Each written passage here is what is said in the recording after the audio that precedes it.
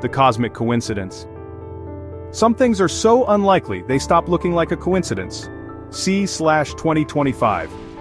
R2 SWAN is not the only strange visitor this October. Days before, another object, 3I/ATLAS, was already inbound from a completely different part of the sky. Imagine a celestial map. SWAN's path traces back from Aquarius while ATLAS entered from the direction of Sagittarius. Yet both are set to reach their closest pass by the Sun within the same 10-day window. For ATLAS, that's October 17th at a distance of 1.36 AU. For SWAN, it's just 3 days later, around October 20th, at a much closer 1.0 AU.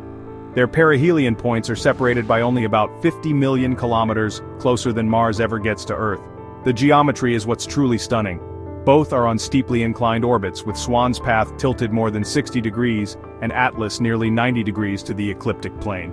As orbital dynamicist Paul Wiegert would tell you, the statistical probability of this kind of synchronized arrival from such different trajectories is infinitesimally small.